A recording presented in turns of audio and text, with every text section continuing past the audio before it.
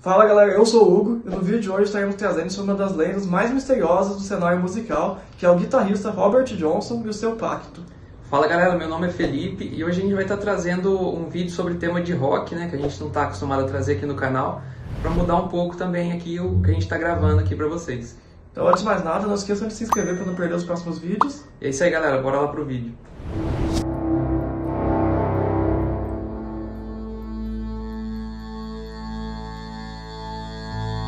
O cenário artístico do Velho Mundo sempre teve seus mistérios e acontecimentos inexplicáveis, ou no mínimo estranhos, como Robert Johnson e seu pacto da encruzilhada. A vida de Robert Leroy Johnson é tão rodeada de mistérios que não se sabe nem ao certo qual foi sua data de nascimento. Especula-se que tenha sido entre os anos de 1909 e 1912, na pequena Hazelhurst, Mississippi.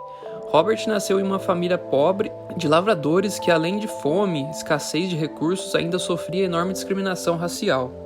Robert passava seus dias trabalhando com a família nos campos, mas foi aos 16 anos que, cansado da árdua e pacata vida de lavrador, decidiu pegar a estrada e se dedicar à sua verdadeira paixão, a música. Lá de bar em bar, tocando por alguns trocados e embalando a noite com sua música, cujas letras refletiam sua interna solidão, romances que encontrava em suas andanças, a vida tortuosa e o horror enfrentado por ele e a grande maioria dos negros na época. Já nesta época, começavam a surgir os primeiros rumores e murmurinhos sobre a verdadeira fonte de todo o talento de Robert e forma como os diferentes riffs do violão ecoavam pelos salões.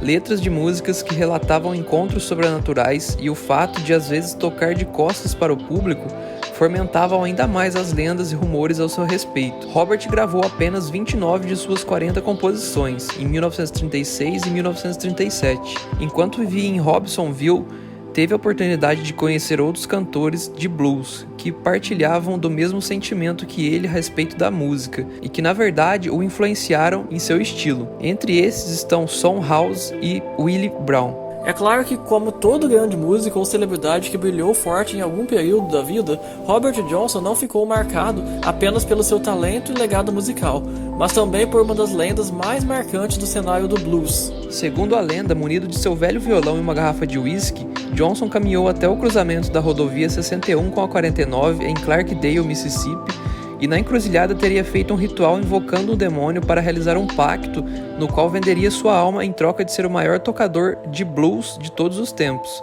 O demônio então tomou o violão de Johnson para si e afinou um tom abaixo do comum. O pacto foi selado, e Johnson e seu companheiro das trevas teriam tomado o uísque juntos, e marcado um novo encontro para 10 anos à frente, onde nesta data o demônio retornaria e levaria a alma de Johnson para o inferno.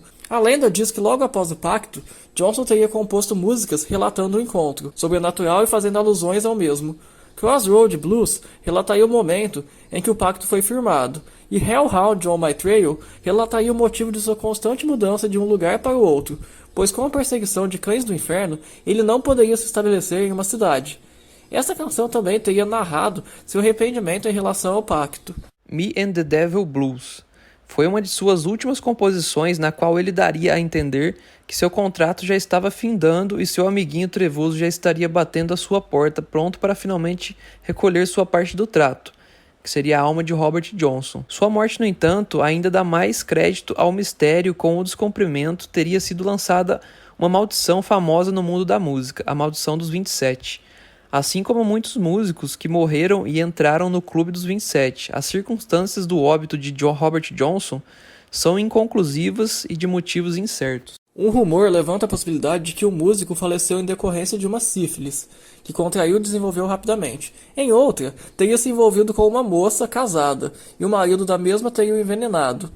É claro, não podemos nos esquecer do que muitos dizem que após o término do prazo do contrato, Johnson teria sido morto pelos cães do inferno, que vieram saldar seu débito com o demônio da encruzilhada. Tudo o que podemos afirmar é que veio a falecer aos 27 anos.